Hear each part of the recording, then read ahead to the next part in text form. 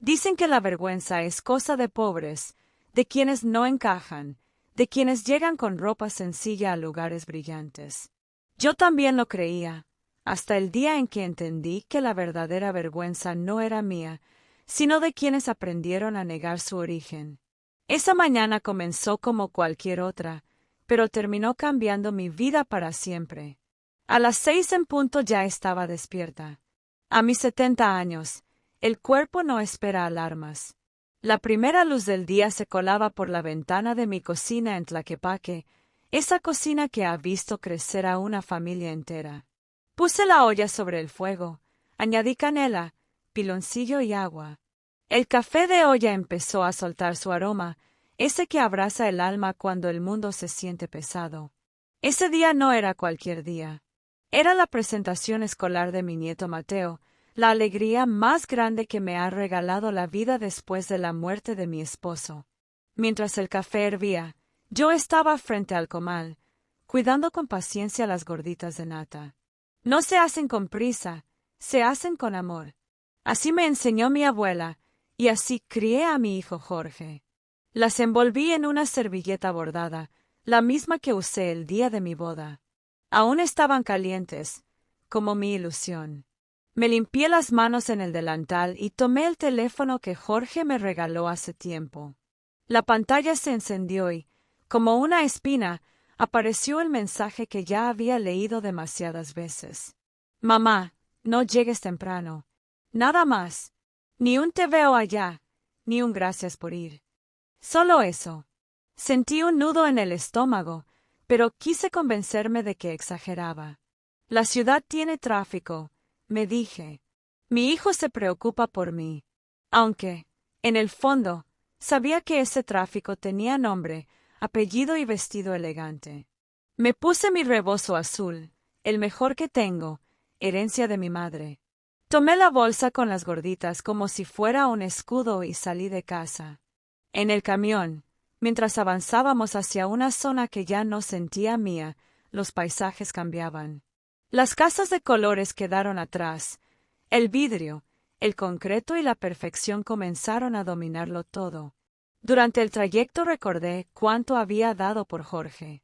No solo amor, también sacrificios que nadie ve. Vendí lo único que tenía para asegurarle un futuro, confiando en que jamás olvidaría de dónde venía. Cuando bajé frente al colegio, un edificio enorme y reluciente, respiré hondo. Ajusté mi rebozo, apreté la bolsa contra el pecho y pensé, hoy no vengo a estorbar. Hoy vengo a aplaudir a mi nieto. Lo que no sabía era que dentro de ese lugar aprendería que el yo aún no lo sabía. Pero ese no llegues temprano era solo el inicio de una lección que me rompería el corazón y me obligaría a levantar la voz. Silencio también humilla, y que algunas heridas se abren sin una sola palabra. A veces una madre presiente las cosas antes de que sucedan. No con palabras, sino con ese peso en el pecho que no se va. Mientras caminaba hacia la entrada del colegio, ese peso crecía con cada paso, como si el suelo brillante supiera que yo no pertenecía ahí, o peor, que alguien quería que yo creyera eso. El auditorio era enorme. Alfombra nueva, luces suaves, un perfume caro flotando en el aire. Las otras madres entraban seguras, con tacones silenciosos y sonrisas ensayadas. Yo avancé despacio, cuidando no tropezar con mis propios nervios, apretando la bolsa de gorditas como si dentro llevara algo frágil, algo que podía romperse si me descuidaba, mi ilusión. Busqué un buen lugar. No el primero, no quería llamar la atención. La segunda fila me pareció perfecta. 4 asientos juntos, justo al centro. Pensé en Jorge, en su esposa, en Mateo. Aquí estaremos bien, me dije. Con cuidado extendí mi rebozo azul sobre los asientos, como se hace cuando una familia está por llegar. Algunas miradas se clavaron en mí. No eran abiertas, no eran groseras, pero se sentían. Una mujer elegante pasó junto a mí, observó el rebozo, los lugares apartados, y sonrió sin sonreír. Yo sostuve su mirada con la dignidad que aprendí de mi madre, la dignidad de quien sabe quién es, aunque otros no quieran verlo. El tiempo avanzaba lento. Revisé el teléfono. Nada. Guardé silencio y paciencia. Me dije que llegarían, que el tráfico era real, que mi hijo no podía hacerme algo así. Un hijo no hace eso, me repetía como oración. Las luces bajaron. El murmullo se apagó. El evento comenzó, y los asientos a mi lado seguían vacíos. Sentí el primer golpe de soledad, pero todavía tenía esperanza. Entonces anunciaron al grupo de Mateo. Mi corazón saltó. Lo vi salir vestido de charro, pequeño, hermoso, buscando con los ojos. Me buscaba a mí. Quise levantar la mano, decirle aquí estoy, pero algo me detuvo. Porque estaba sola, terriblemente sola. Y justo cuando Mateo iba a cantar, la puerta del fondo se abrió. Entraron Jorge y su esposa. El alivio me recorrió el cuerpo. Gracias a Dios, pensé. Les hice señas. Les guardé lugar. Los vi mirarme. Y entonces ocurrió. No caminaron hacia mí. No vinieron a sentarse conmigo. Se deslizaron hacia la última fila, pegados a la pared, como si yo no existiera. Sentí el calor subir al rostro. No era enojo. Era vergüenza, la que no es tuya, pero te quema igual. En mis piernas, las gorditas ya estaban frías. Tan frías como el mensaje de la noche anterior.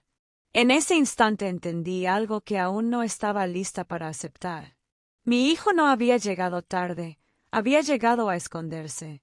Y mientras mi nieto cantaba en el escenario, yo descubrí que la humillación más profunda no se grita, se sienta lejos y finge no conocerte. Hay un tipo de dolor que no hace ruido. No te hace llorar de inmediato, no te tira al suelo. Se queda quieto, pesado, creciendo por dentro hasta que deja de ser tristeza y se transforma en algo más peligroso, coraje. Ese fue el dolor que nació en mí mientras el auditorio aplaudía y yo seguía sentada, inmóvil, en una fila de 4 asientos vacíos. Las luces se encendieron de golpe cuando terminó la presentación. El aplauso era fuerte, alegre, pero a mí me sonaba lejano, como si viniera desde debajo del agua. La gente empezó a levantarse, a llamar a sus hijos, a tomarse fotos. Yo no me moví. Miraba mi rebozo azul extendido, inútil, como un recuerdo de algo que nunca pasó. Las gorditas seguían en mi regazo. Las toqué sin pensar. Estaban frías. Y ese frío subió por mis manos, por mis brazos, hasta el pecho. Ya no dolía. Quemaba. Entendí, por primera vez, que no estaba triste por mí. Estaba furiosa por lo que me habían hecho aceptar durante años. Me levanté despacio. Las piernas me temblaban, pero no era debilidad. Era decisión. Tomé la bolsa de tela, doblé mi rebozo con cuidado y me lo eché al hombro. Caminé contra la corriente, no hacia la salida discreta, sino hacia el vestíbulo principal, donde todos podían verme. Y ahí estaban, Jorge y su esposa, pegados a una columna, fingiendo revisar el teléfono, esperando que yo me fuera sin decir nada. Esperando, como tantas otras veces, que yo me tragara el dolor y lo llamara amor de madre. Me planté frente a ellos. No levanté la voz. No hice escena. Solo pregunté, ¿por qué me hicieron esto? Mi hijo se quedó mudo. Buscó a su esposa con la mirada, como un niño que espera que alguien más responda por él. Y ella lo hizo. Dio un paso al frente, acomodó su saco y, con esa voz suave que corta más que un grito, me dijo que no armara escándalos, que ahí había gente importante. Señora, me llamó. No suegra. No mamá. Eso fue el cerillo. Jorge me tomó del brazo con fuerza, como si yo fuera un estorbo. Se inclinó hacia mí, sin mirarme a los ojos, soltó la frase que terminó de romperlo todo. Mamá, cállate, nos avergüenzas. No lloré. Me solté. Di un paso atrás y sentí algo que nunca había sentido frente a mi hijo, claridad. Esa palabra, vergüenza, ya no me pertenecía. Respiré hondo y hablé. No fue un grito, fue una verdad que llevaba décadas guardada. Les recordé el sacrificio, el terreno vendido, la vida entregada sin condiciones. La gente se detuvo. Ahora sí miraban. Pero ya no me miraban a mí con lástima, lo miraban a él con juicio. Cuando terminé, el silencio pesaba más que cualquier aplauso. Me di la vuelta y caminé hacia la salida con la espalda recta, como mi madre me enseñó. Afuera, el sol me golpeó el rostro y supe algo con certeza dolorosa. Había recuperado mi dignidad, pero tal vez acababa de perder a mi hijo. Y cuando pensé que todo había terminado ahí, el silencio de los días. Hay verdades que se dicen una sola vez en la vida, y cuando salen, ya no hay regreso. Yo lo supe desde el momento en que crucé la puerta del colegio y sentí el sol golpearme la cara. Afuera todo seguía igual, los coches pasando, la gente caminando deprisa, la ciudad respirando como si nada hubiera ocurrido. Pero dentro de mí, algo se había quebrado para siempre. El camión tardó en llegar. Cuando por fin subí, me senté junto a la ventana, abrazando la bolsa vacía como si aún llevara algo dentro. Miraba las calles sin realmente verlas. Cada bache hacía brincar el vehículo, pero yo permanecía quieta, rígida, sosteniéndome para no caer en pedazos. No lloré. El llanto se quedó atrapado en la garganta, esperando un lugar seguro para salir. Al llegar a casa, abrí la puerta despacio.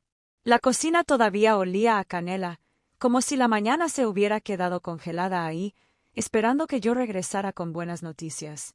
Me senté en la silla de madera de mi esposo, la misma donde tantas veces lo vi tomar café, y entonces sí, lloré. Lloré por el niño que crié, por el hombre que ya no reconocía, y por mí, por haber aceptado tantas veces el silencio como respuesta. Pasaron los días y luego las semanas. El teléfono no sonó. No hubo disculpas, ni explicaciones, ni intentos torpes de arreglar lo irreparable. Mi cumpleaños llegó y se fue como cualquier otro día. Algunas vecinas me trajeron pan, otras me preguntaron si estaba bien. Yo sonreía, porque hay dolores que no se explican sin volver a sangrar. Por las noches, el silencio era más fuerte. A veces imaginaba que Jorge estaba marcando, dudando, borrando el número antes de llamar. Otras veces pensaba que no, que simplemente ya no había espacio para mí en su vida nueva, limpia, ordenada, sin recuerdos incómodos. Con el tiempo, el dolor cambió de forma. Ya no era un golpe constante, sino una presión tranquila, persistente. Empecé a preparar café solo para mí, a servir un solo plato, a dejar de esperar pasos que nunca llegaban. Y en ese silencio, descubrí algo inesperado: paz. No era la paz que soñé como madre, pero sí la paz de una mujer que dejó de mendigar respeto. Comprendí que el amor no debería doler de esa manera, y que el orgullo ajeno puede pesar más que los años de sacrificio. Justo cuando empezaba a aceptar esa nueva calma, el teléfono volvió a vibrar sobre la mesa, rompiendo el silencio que tanto me había costado construir. Me reveló una verdad aún más cruel. Hay un momento en la vida en que una madre se da cuenta de algo doloroso: esperar también cansa. No el cuerpo, sino el alma. Yo llegué a ese momento sin darme cuenta, una mañana cualquiera, cuando entendí que ya no vivía pendiente del teléfono, ni de pasos imaginarios, ni de explicaciones que nunca llegaron. La casa seguía igual. Las mismas paredes, la misma cocina, el mismo olor a café de olla por las mañanas. Pero yo no. Algo en mí había cambiado de lugar. Ya no me despertaba con el pensamiento de si hoy sí llamarían. Ya no preparaba de más por si acaso. Ya no acomodaba la casa como si alguien fuera a llegar. Empecé a vivirla como mía, no como sala de espera. Al principio me sentí culpable. Las madres somos expertas en eso. Nos enseñaron que pensar primero en una misma es egoísmo, que poner límites es dureza, que soltar es abandono. Me tomó tiempo entender que no era ninguna de esas cosas. Era supervivencia emocional. Empecé a recordar quién fui antes de que mi vida se definiera solo por otros. Recordé a la mujer que trabajó sin descanso, que cuidó, que sostuvo, que vendió lo poco que tenía para asegurar un futuro que no era el suyo.